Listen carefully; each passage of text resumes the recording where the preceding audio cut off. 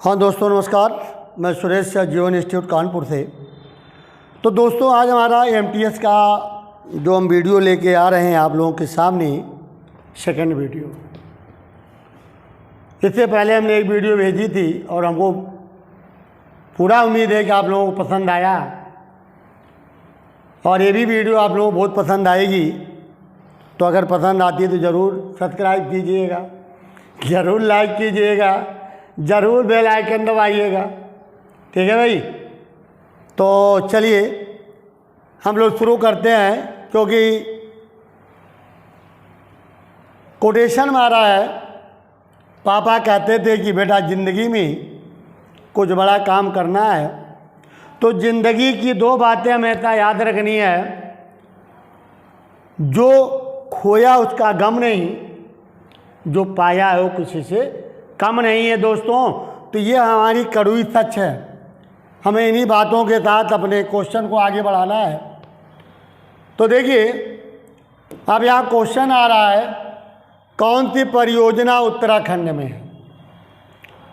तो कौन सी परियोजना उत्तराखंड में दोस्तों, तो टिहरी हाइड्रो पावर कॉम्प्लेक्स। तो टिहरी हाइड्रो पावर कॉम्प्लेक्स ये उत्तराखंड में है, भागीरथी नदी के तट पर है। भागीरथी, तो भागीरथी नदी के तट पर स्थित है। ठीक है भाई। और रूस के सहयोग से बनाया गया है ये, और 1977 में बना है ये टिहरी बांध परियोजना। अब हम दूसरा उठा लेते कोयना परियोजना। तो दोस्तों कोयना परियोजना ये आपका कहाँ पड़ता है, महाराष्ट्र में। और किस नदी के तट पर है, तो कोयना नदी के तट पर स्थित है। शरावती प्रोजेक्ट या जल विद्युत परियोजना, तो दोस्तों ये पड़ता है कर्नाटक में स्थित है दोस्तों। और किस नदी पर अगर पूछा जाए तो शरावती नदी के तट पर स्थित है। चमेरा विद्युत परियोजना ये पड़ता हिमाचल प्रदेश में दोस्तों। हिमाचल प्रदेश में है, हिमाचल प्रदेश में है। तो हिमाचल प्रदेश में है दोस्तों। अगर नदी की हम बात करते हैं तो रावी नदी के तट पर स्थित है। तो ये हमने पूरा चारों के बारे में बताया। अगले क्वेश्चन की तरफ हम बढ़ते हैं भाई। जो तिरंगा झंडा, ये क्वेश्चन आया हुआ है पेट में। जो तिरंगा झंडा स्टुटगर्ग में मैडम भीखाजी कामा ने फहराया था। तो देखिए हम आपको बता दें, ये क्वेश्चन आता है कि तिरंगे झंडे को सर्वप्रथम कब, कहाँ और किसने फहराया था। तो 1907 जर्मनी के स्टुटगर्ग नामक स्थान पर मैडम भीखाजी कामा ने फहराया। और इसकी डिजाइन दिया है पिंगलैया नायडू ने। तो अब हम क्वेश्चन पे आते हैं। कहता जो तिरंगा झंडा मैडम भीखाजी कामा ने फहराया था उसे चोरी छिपे ब्रिटिश भारत कौन लाया था। तो आंसर हमारा जा रहा क्या, इंदुलाल याग्निक लाई थी। तो इंदुलाल याग्निक लेकर भारत आई थी।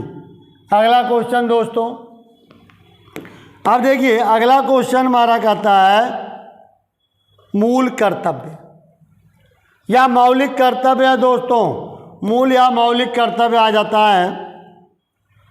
तो मौलिक कर्तव्य रूस के संविधान से लिया गया।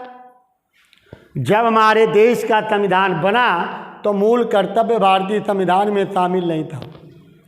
जब भारतीय संविधान का 42वां संशोधन 1976 में किया गया, 1976 में, तो स्वर्ण सिंह समिति के सुझाव पर मूल कर्तव्य को अनुच्छेद 51 भाग 4A में रखा गया।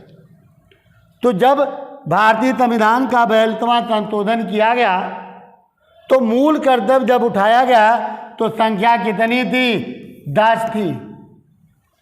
तब 10 संख्या थी मूल कर्तव्य की दोस्तों। लेकिन जब 86 संशोधन किया गया 2002 में, तो एक कर्तव्य और जोड़ दिया गया कि माता पिता का एक कर्तव्य बनता है कि बच्चों को उचित शिक्षा की व्यवस्था करें। तो दोस्तों आज कर्तव्य की संख्या कितनी हो गई है? तो अब 11 हो गई है।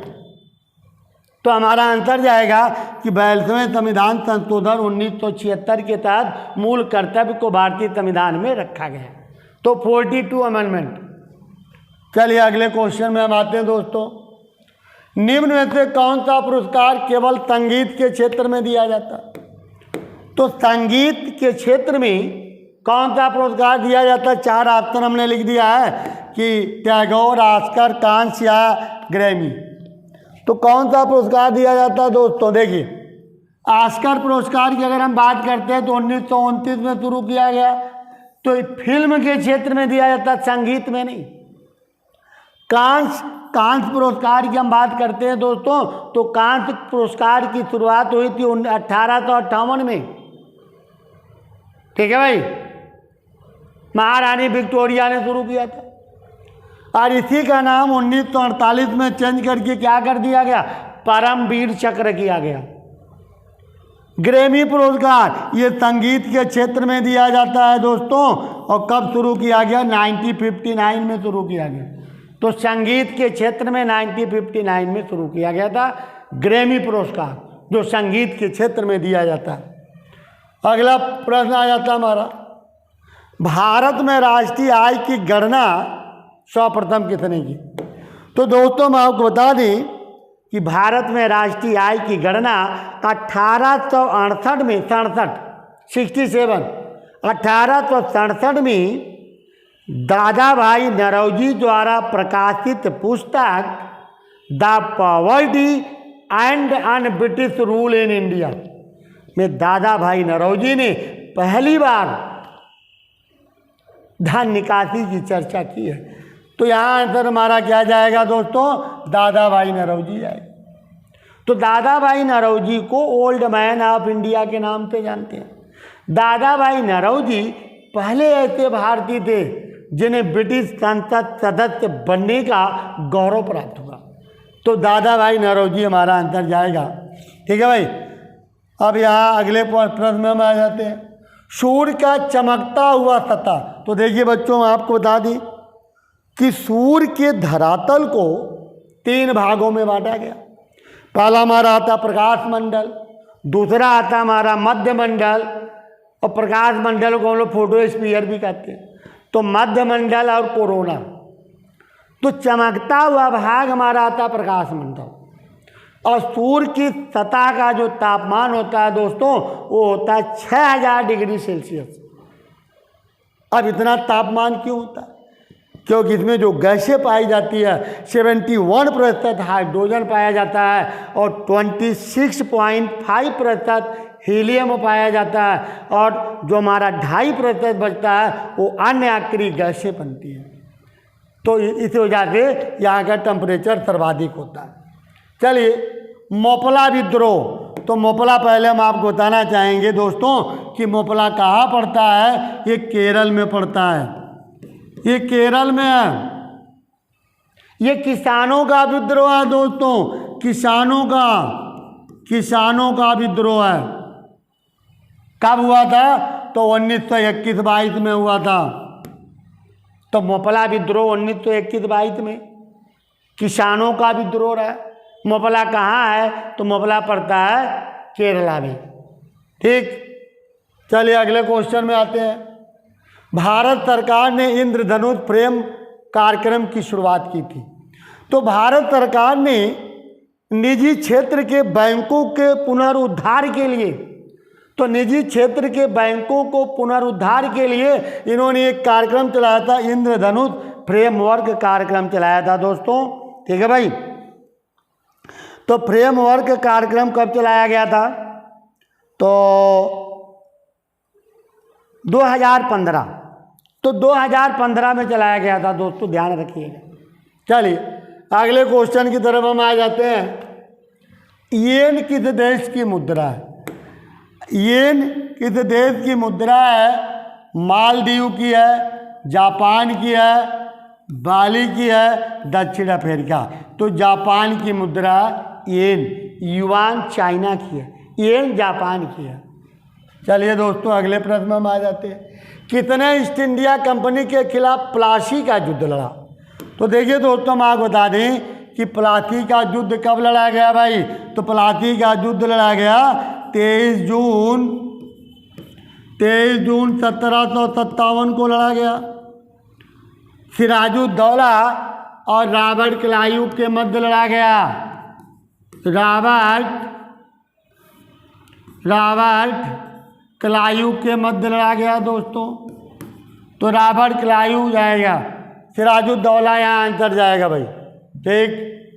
टीपू सुल्तान हैदराबाद का था, मैसूर का सुल्तान था। ठीक है। मीर जाफर इनका सेनापति था सिराजुद्दौला का। ठीक है भाई। आइए अगले क्वेश्चन में हम आते हैं। कॉमनवेल्थ राष्ट्रमंडल खेल। तो राष्ट्रमंडल खेल की शुरुआत दोस्तों कब हुई थी? तो कॉमनवेल्थ या राष्ट्रमंडल खेल की शुरुआत 1930 में हुई थी दोस्तों। कहाँ हुई थी? कनाडा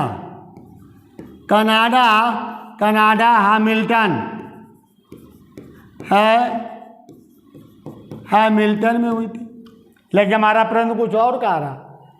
5 बार मेजबानी कितने किया है? तो ऑस्ट्रेलिया ने किया है दोस्तों। ऑस्ट्रेलिया हमारा आंसर जाएगा। चलिए अगले प्रश्न में हम आ जाते हैं। साहित्य अकादमी पुरस्कार। तो साहित्य अकादमी पुरस्कार की शुरुआत दोस्तों कब हुई है? मालूम है? 1954 में हुई। ठीक। मुख्यालय कहाँ? नई दिल्ली में है। तो 1954 मुख्यालय नई दिल्ली।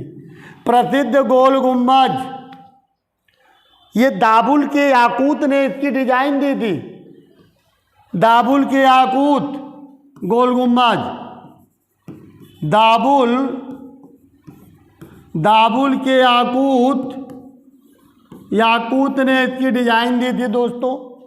ये बीजापुर में है, बीजापुर कर्नाटक, बीजापुर। तो दोस्तों यह है क्या? मकबरा है। सुल्तान आदिल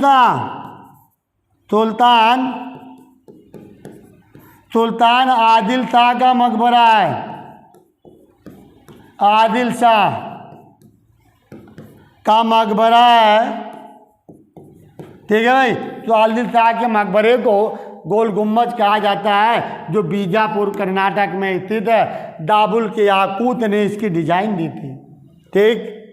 चलिए अगले प्रश्न में हम आ जाते हैं। जलियांवाला बाग हत्याकांड कब हुआ था? तो जलियांवाला बाग हत्याकांड 13 अप्रैल 1919 को हुआ था और जनरल और डायर ने गोलियां चलवाई थी। कभी कभी क्वेश्चन एक और बनता कि जब जलियांवाला बाग हत्याकांड हुआ तो उस समय भारत में ब्रिटिश गवर्नर या वायसराय कौन थे? तो लॉर्ड चैम्सफोर्ड थे। इन्हीं के समय में 1919 का अधिनियम पास हुआ था। चैम्सफोर्ड अधिनियम कहा जाता है जिसे। तो आइए अगले प्रश्न में आते हैं। जलियांवाला बाग नरसंहार के किस वायसराय के कार्यकाल में हुआ? अभी क्वेश्चन मैंने आपको बताया भी था कि लॉर्ड चैम्सफोर्ड के समय में हुआ था। ठीक। निम्न उर्वरक क्रांति। तो उर्वरक क्रांति 2008, ये जो उर्वरक संबंधित है इसके लिए एक क्रांति लाई गई थी, जिसको हम कौन सी क्रांति बोलते हैं? भूरी क्रांति। तो भूरी क्रांति 2008 में लाई गई थी। किससे संबंधित है? उर्वरक से संबंधित है भूरी क्रांति। गुलाबी क्रांति पता है सबको, झींगा मछली थे। ठीक है भाई। अगला प्रश्न देखिए। पृथ्वी ग्रह का वह क्षेत्र जहाँ जीवन मौजूद है। ठीक है भाई। तो जीवन कहाँ मौजूद है? गोलाई जाएगा आंसर। पृथ्वी पर है तो गोलाई आंसर जाएगा। चलिए निम्नलिखित में से किस राज्य में विधान परिषद है? तो देखिए दोस्तों हम आपको बता दें कि विधान परिषद कहाँ है। तो विधान परिषद हम नोट कर देते हैं। पहला हमारा आ जाता है यूपी, सेकंड में आ जाता है बिहार, थर्ड पे आ जाता है कर्नाटक। फोर्थ पे आ जाता है महाराष्ट्र, महाराष्ट्र। और पांचवें पे आ जाता है आपका आंध्र प्रदेश। और छठे पे आ जाता है तेलंगाना।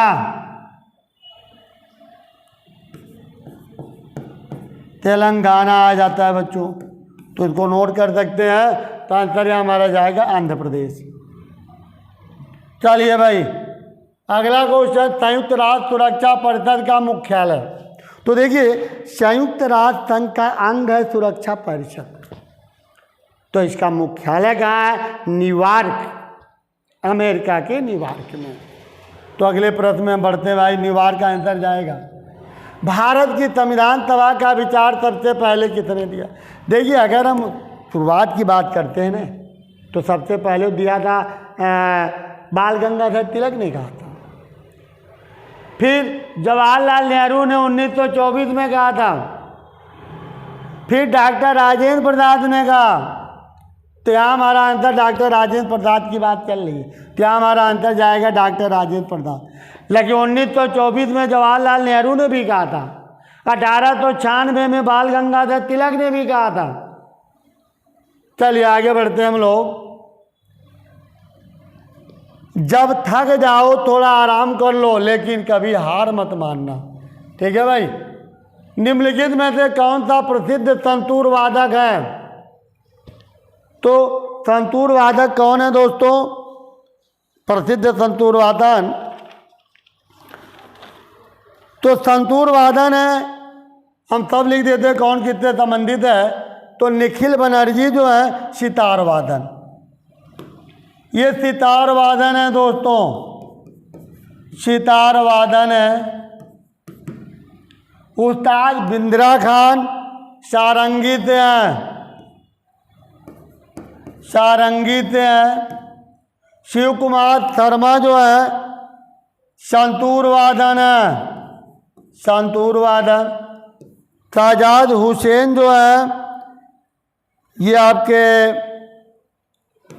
इसको छोड़ते हैं, तो ये हमारा आंसर जाएगा शिव कुमार शर्मा। ठीक। निम्न में से 49वीं समांतर रेखा किसके बीच खींची गई है दोस्तों? 49वीं समांतर रेखा, तो 49वीं समांतर रेखा खींची गई है अमेरिका और कनाडा के मध्य, तो अमेरिका कनाडा जाएगा। अब उत्तरी और दक्षिणी कोरिया जाएगा 38वीं समांतर रेखा। ठीक। फ्रांस जर्मनी मैगीनाट रेखा, मैगीनाट रेखा खींची गई है दोस्तों। भारत पाकिस्तान के मध्य रेड क्लिफ रेखा, रेड क्लिफ रेखा खींची गई है, रेड क्लिफ। तो हमारा आंसर जाएगा अमेरिका और कनाडा। अगले क्वेश्चन में हम आ जाते हैं। कारगम कहाँ का लोक नृत्य है दोस्तों? तो कारगम ये कहाँ का लोक नृत्य है दोस्तों? तो आप 4 ऑप्शन दिया, आंध्र प्रदेश, तमिलनाडु, कर्नाटक, केरला। तो ये तमिलनाडु का है कारगम। ठीक। लिंगराज मंदिर ये भुवनेश्वर उड़ीसा में बड़ा फेमस रहा है, तो भुवनेश्वर उड़ीसा में पड़ता है दोस्तों। तो हमारा आंसर जाएगा भुवनेश्वर। यूएसए का राष्ट्रीय खेल क्या है भाई? तो यूएसए का राष्ट्रीय खेल क्या है दोस्तों? तो 4 ऑप्शन लिया है, तो आप लोग इसको नोट कर सकते हैं, बेसबॉल। तो इसका आंसर जाएगा बेसबॉल। ठीक। अब हमारा कोटेशन एक आ गया है कि लक्ष्य ज़्यादा दूर नहीं, बस अपनी रफ्तार थोड़ी तेज करनी है दोस्तों। और कथा तेज करनी है, आज खामोशी से पढ़कर अपनी सफलता की कहानी लिखनी है दोस्तों। तो आइए आगे बढ़ते हैं। तो हमारा दोस्तों क्वेश्चन हमारा समाप्त हुआ, और फिर हम अगली वीडियो लेकर के आएंगे प्रैक्टिस पर। हाँ, और एक चीज़ बता दें, जो बच्चे लाइव जुड़ना चाहते हैं तो 3 बजे हम 3 से 4 डेली लाइव क्लास लेते हैं, उसमें आप जुड़ सकते हैं। तो चलिए भाई, तो आज का हम अपनी वीडियो यहीं समाप्त करते हैं। और हमको जैसे पहली वीडियो सबको पसंद आई है वैसे हमें इस वीडियो में पूरी उम्मीद है कि सबको पसंद आएगी। अगर वीडियो हमारी पसंद आती जरूर सब्सक्राइब कीजिए, चैनल को ज़रूर लाइक कीजिए और बेल आइकन दबाना ना भूलिए। तो चलिए हम अपने क्लास को ही समाप्त करते हैं, अगले वीडियो में फिर मिलते हैं। तब तक के लिए जय हिंद, जय भारत।